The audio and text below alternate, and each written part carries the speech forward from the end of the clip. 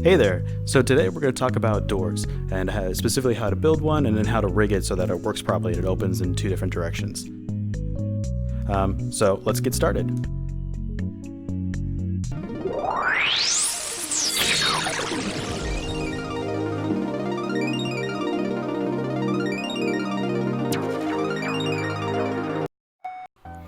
Hello, I'm A Few Good Tacos. Today I wanted to go over how to rig up something very useful, and I think a lot of people would really benefit from learning, which is how to make doors. But there's not really a lot of room around here for doors, so I think we should probably switch over to our own custom room where we can just kind of build more freely. So why don't we get into that right now? So hit create. And let's just grab the base maker pen room. There's a lot of really interesting rooms though to build from if you want. We have a lot of interesting templates here that keep getting added and updated. There's all the rooms from all of your Rec Room original games to build from. But there's some really awesome detailed ones here made by Marisa and a couple others. So, but I think for us, what we'll do just fine is the maker pen room. So we'll grab that. Let's give it a new name here. I'm just gonna call this. Yeah, looks good. Okay.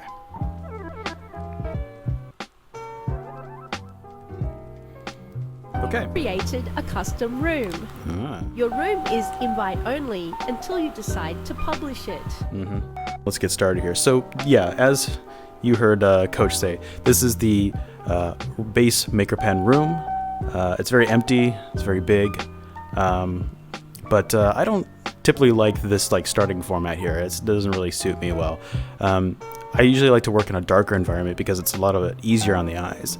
So what I'm going to do is I'm actually going to take away the walls so I have a little bit more space to work with, and I'm going to also change the environment here. So why don't we do that real quick? So I'm going to go to delete here. I'm just going to delete walls that I don't need.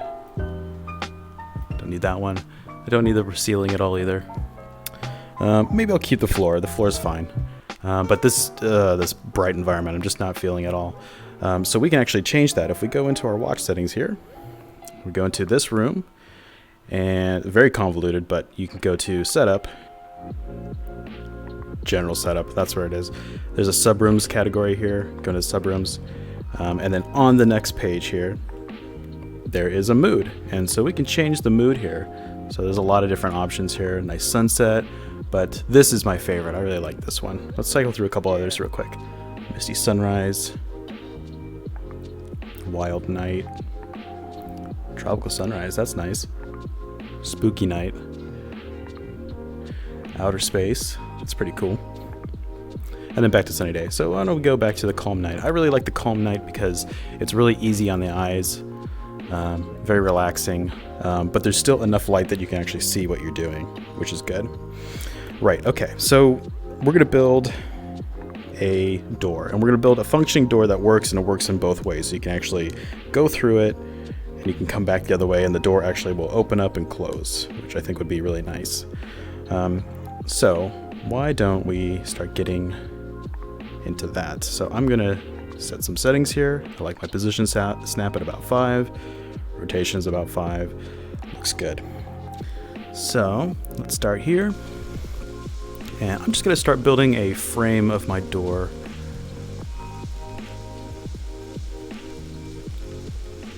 Yeah, something like that. And that looks good. And then same thing over here. I'm going to turn on... Oh, you know what?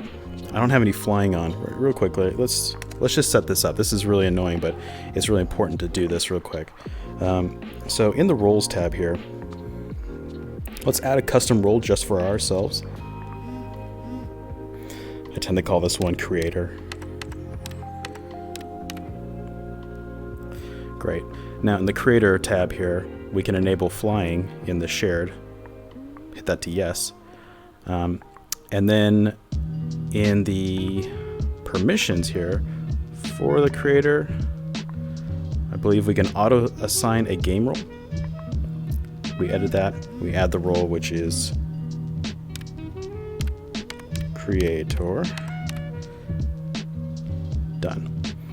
And then you can double check this by going back to roles and you can say show me only my rolls, and there we go, it has creator highlighted. And now if I long press, I can definitely fly, which is good. So now we're all set up here, and we can keep building. So let's go back to the edit tool. Let's get back into the editing mode, and let's make the other side of this post here. Is that a good enough size door? Yeah, probably. I'll take another one here. Okay, now this one's too long, so we can actually use what's called the manipulate tool. If we hit that, we get these handles here which we can drag, which are really nice. And so we can resize it. Okay, so I'm going to hit done on this because I think I want two different pieces here. I want the frame, which is just going to be static, but then we're going to have a door which is going to swing open. So we want those to be two separate objects so that we can rig up just the door to animate with gizmos. Okay, so now let's make the door. This will be a very basic door, but should be good enough for demonstration purposes. Is it good? Okay. And maybe I'll just recolor this door. Teal color. Is there a better color? Okay, cool, that's a little better. And of course we gotta have a doorknob. I'm gonna change my settings here. Drop it down a little bit.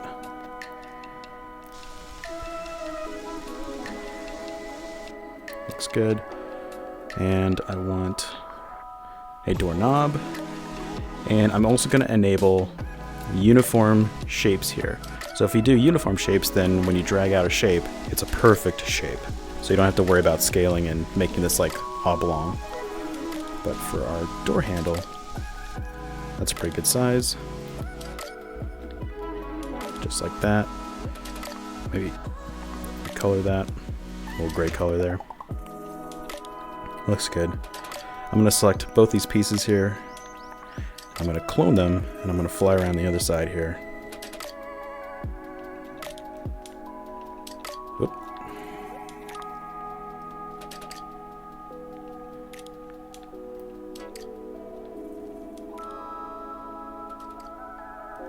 Yeah, good enough.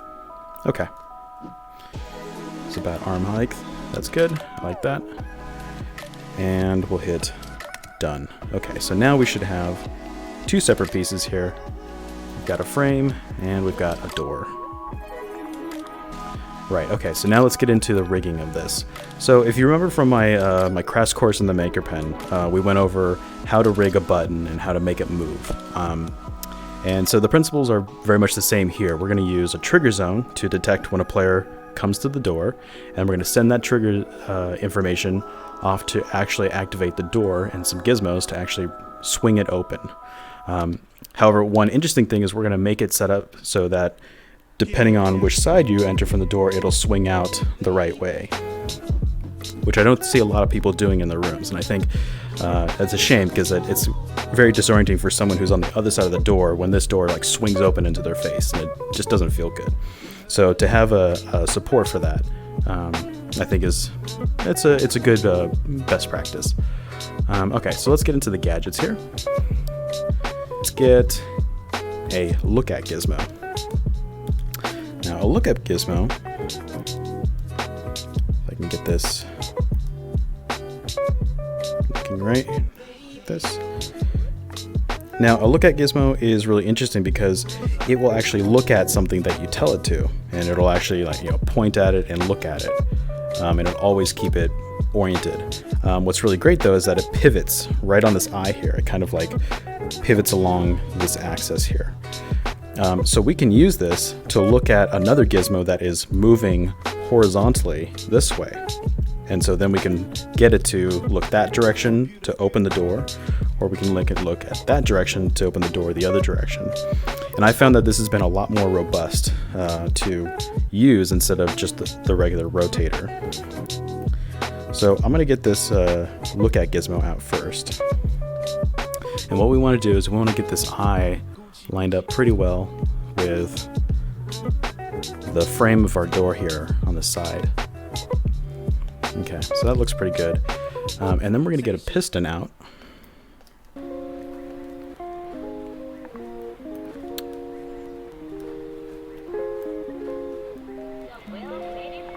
Okay.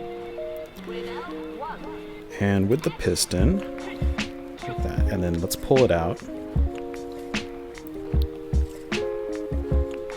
Let's get in the way here. Okay. And so what we're looking for here is this is about at its default 5 meter length. And what we want this to be about midway through. Because what's going to happen is we're going to set up a state machine, and the state machine will automatically move the piston right into the center, which will mean that the door is closed. And then if you enter the door from one side, it'll make it look that way or make it look the other direction to open up the door, depending on which side you're in. Okay, so this looks pretty good. Okay. Now we need to make an object for this look at to actually look at. It can't actually look at gizmos like these. There's no way to assign it that. But we can create a very small trigger zone or trigger volume. So I'll make a little tiny cube like that. And we can name this. So let's edit the tags. Let's add a tag for it and call this target.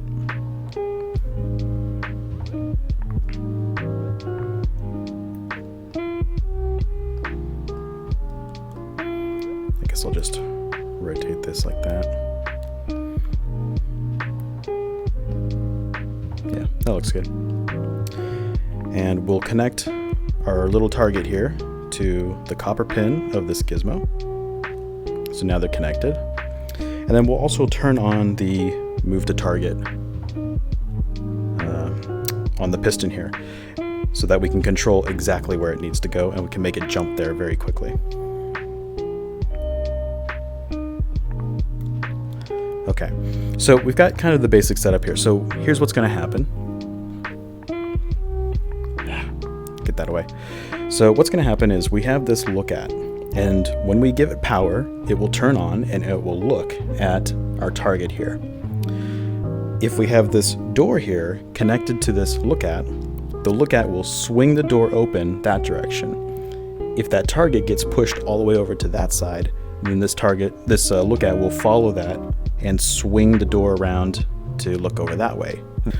So now we need to actually rig up the states for this with a trigger zone and a state machine. Let's get the trigger zones in first real quick. Okay, already got it.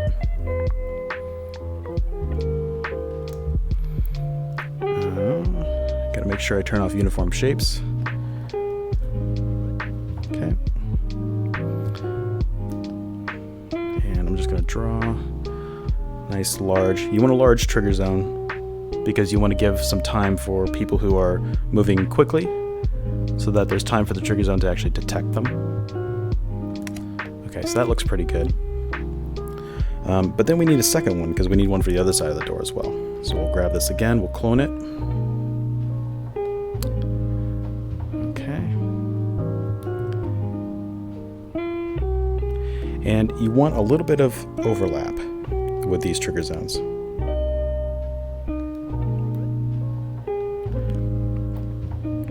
And the reason for that is you want to be able to maintain a certain state for this door to be open while people are going through it, in the off chance that you have two people moving at the same time through the same door. So that's a good amount of overlap. I think that'll be all right. Okay.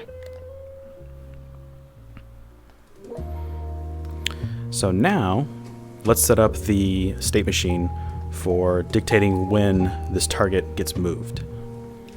So I'm going to go to my palette here. I'm going to go to the gadgets and let's see, other chips, second page, state machine.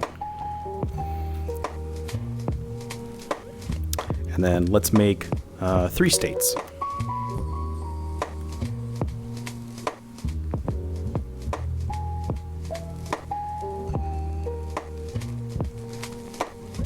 Got it. Okay.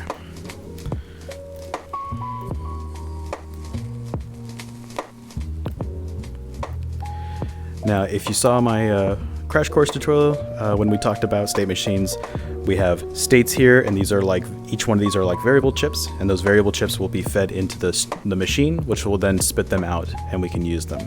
So whenever a state changes, it changes the three values of that variable chip. So it's kind of like a dynamic variable chip. It's very, very powerful. All right, so what we want is to name these real quick. So I'll name this one closed. And then these are going to be the two states of the door. So we'll have an inward and we'll have an outward. Great. Okay. Now I'm just going to disconnect these real quick because I don't want them like triggering randomly and like moving things around. But I do want to make this first one function properly. So let's hook up the three values. Red to red, green to green, and blue to blue. Great. Okay. So while we have this going here, we can configure our closed state. So I'm going to fly up a little bit here so I can see this, and I can see this is going as well. Okay, so first thing, we want to turn it on, and then we need to set the speed, and then we need to set the location for it to go. Now, if I remember correctly, this is 5 meters, so we went like 2.5 is roughly the middle here. So let's set a speed of like 25 real quick, just so we can start seeing our input, and let's do 250. And let's see, is it going? Oh, it's not going. And the reason it's not going is because this state was left open. There we go.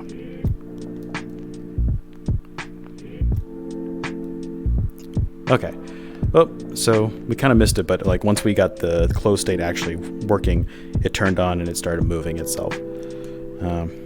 Seemed like it was really slow, so let's change it real quick. Let's do this like 50. And it looks like 250 is way too much, so why don't we drop this to like 200. Okay, still not too much. So what we want to do is we're trying to get this little tiny trigger zone to be right in front of the copper pin of this lookat. So let's drop this to 150. Let's see if we can get that to work. Okay, so we're close. Let's start adding values one at a time here. Now, something interesting to note, you'll see that the band here that shows the connection of this copper pin to this tiny little target here, it's focused at this little corner here. Now, I personally think that this is a bug, but I haven't actually heard from AG whether this is actually working as intended or not, but it's looking at this very tiny corner, and this happens to be where I had started drawing the trigger zone. It's the same for all these trigger zones that we've drawn here. So that means that this lookat will be looking at that little corner right there, not the actual full object here, but just that little tiny corner. So what I'm realizing is I'm probably going to have to move the lookat up just a tiny bit.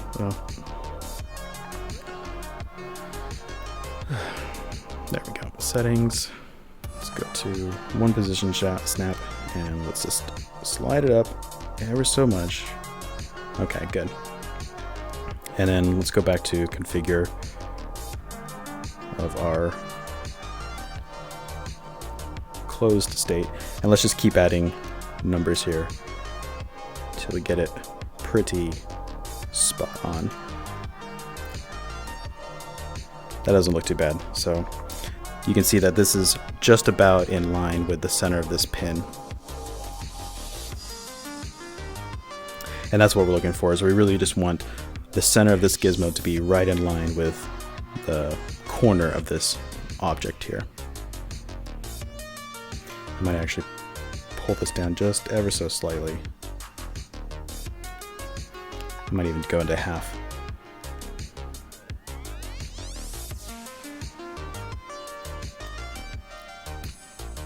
Yeah, okay. That looks pretty good. Great, okay. So I'm going to switch this back to 5.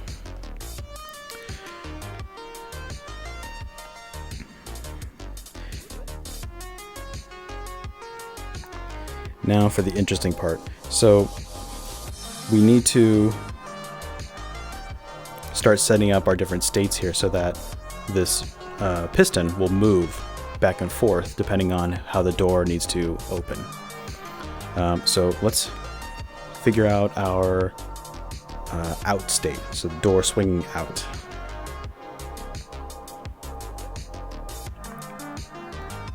So we'll connect these two together. Okay, so we got an infinite loop going right now. And we'll use the wire tool to trigger when a player enters the zone, or rather they're actually in the zone, and when they leave the zone, we'll trigger it to go back to the closed state. Good.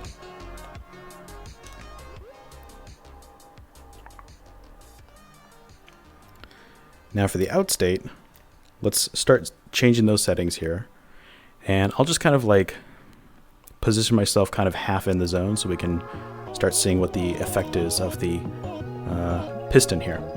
So we'll turn it on, and you'll see it pop to 0 because we didn't have any speed and we didn't have any, and we had it set to 0, so it just moved immediately. And actually that might be all right. And then it moves back to the center when we leave. If we go back to our closed state here, we can actually turn off all speed.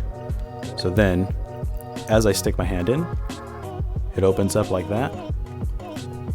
Pull my hand out, and it goes back to our closed state. Okay. Now let me turn on this gizmo here, because I think that'll better illustrate what we're accomplishing here. So let's take the value here and let's power it on. Okay. So now when I stick my hand in, watch what happens to the look at gizmo. Oh. Right. The look at gizmo is not looking at anything because we haven't actually told it to look at something. So let's take a look at our little tiny trigger zone that we made here. Let's give it so we gave it a name of target, but we didn't actually change it to look at the target. So tag to follow. Let's modify that and put in target and hit OK. And we want the closest.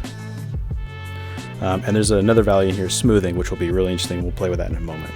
But okay, so I just deselected it and it just activated.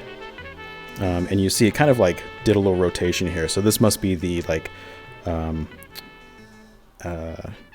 starting point of the look at. And I always forget which one it is, but it looks like pinned down is the starting point of the look at. But now if we stick our hand in, look at that. So now this gizmo is now looking out that way. If I pull my hand out, it looks back at 0. So if we wire up the... Well, we're not going to be able to wire up the copper pin of this to the door here because we're going to keep triggering it on accident. So we can actually stop all gizmos from moving completely. If we actually go to the palette here and we just say stop play gizmos, gizmos are now stopped. Now they won't actually trigger and we can safely connect our stuff together. So I'm taking the copper pin here and I am connecting it to the door, not the frame of the door, but the actual door object itself. So I let go, and you can see we have a line drawn connected to the door. Looks good. So now if I hit play gizmos again, oh boy, okay. So this is an issue here. So with the look at, remember how it spun into a specific position?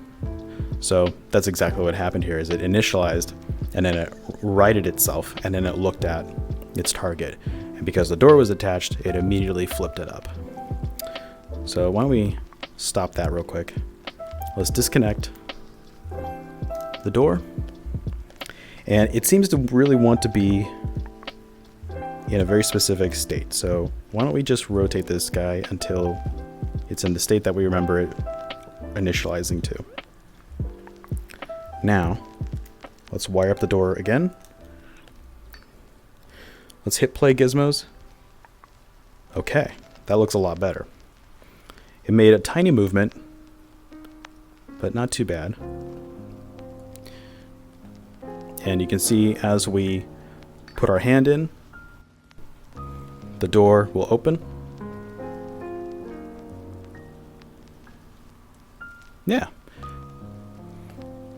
Now from this point on, it's probably best to actually go into the settings and turn off the functionality of gizmos, because if you happen to select a gizmo while gizmos are running, especially the piston, it'll actually like move itself and it'll like reset itself, and it just messes everything up and you have to restore the room. So from here on out, it's very wise to just turn off play gizmos until you are ready to try something new, and then hit play and then watch it happen. And then if you need to make changes, hit the play gizmos to turn off, and then make your adjustments. So we have our out. Let's do our in now. So same thing here. We are using our green trigger zone for triggering from the closed to the in state. So we'll do that real quick. Let's make these connections here.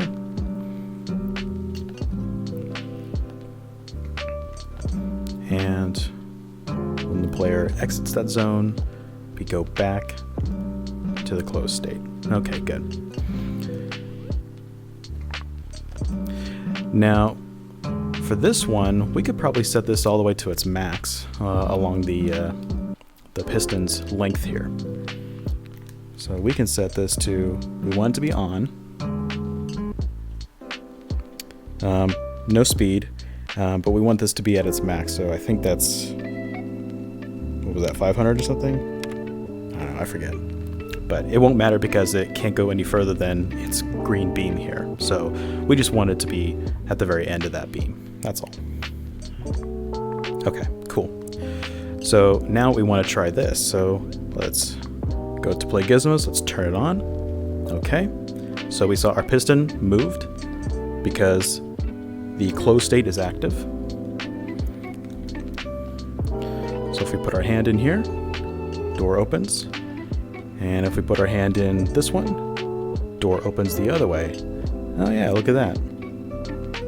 That looks good. Now it's just way too fast. So why don't we first, let's stop the gizmos here for a sec.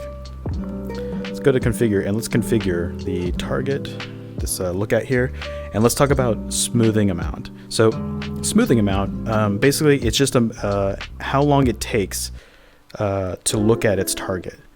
And right now it's instant, but we can actually cause a little bit of a delay with it. And so we can ratchet this up a little bit, like maybe 5. We can see what that looks like. So now if I hit play, and then I open one of these doors here. Oh, there you go, a much slower door. Same thing over here. So you can tweak this to, you know, whatever taste, you know, whatever mood you have. If you have like a haunted mansion, maybe you want like a slowly opening creaking door. Or, you know, if this is something that's like a space station, maybe you want the doors to be like sliding open very quickly. You know, you can do a lot with this. But if we just use the configure tool and we just change the smoothing amount, maybe we can drop this down to like 3. Let's see what that looks like. Oh, we have to deselect it. And then, oh, okay. So that's a little bit better, a little faster. Now, seeing all these gizmos here, like this is kind of hard to get a good idea of the actual experience that people would see. So you can actually hit hide gadgets for me. Let's just take a quick look at this. So I go to the door, it opens up, and I pass through and it closes. Go to the door, opens up again, and I pass through and it closes. Good. Now, it's always good to switch your locomotions and make sure that it works for the other half of the community as well. So now I'm in walk mode. I should be able to walk up to the door, it opens, and as I leave, it closes. Same thing. Yeah, that looks pretty good. So that's pretty much it. Now, one thing I want to say right at the end of this is, let's say you're done with this and you want to like save it or you want to move it, you should always turn off play gizmos before you move any gizmos, because otherwise it's just going to freak out and it's not going to be good times. So we can select everything we need here. We can deselect the floor since I accidentally selected that, but then we can actually take this and we can just move it around to wherever we need it to be. Kind of place it down, looks good. And then we can hit play gizmos and everything works just fine.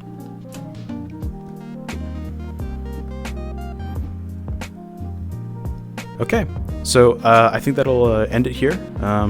Pretty simple tutorial, pretty easy, but hopefully nice and functional. And you can go crazy with this. You can maybe put two of these doors together and just kind of rotate this around, so then they're side to side, and you have these like two nice doors that open up and then open up the other direction too. Or you can do like space doors where like they like slide open, in which case you could use only the piston. You didn't have to use the look at it all. You just have two pistons that just go in different directions, and they just kind of pull the doors open and push them closed. But the same principle applies here. You use a state machine to set the two different states, one that's closed and one that's open. But yeah, so I hope this was helpful. Let me know if you have any questions or any comments. You can leave comments in the YouTube video, or you can hit me up on the Discord. I'm a few good tacos there as well.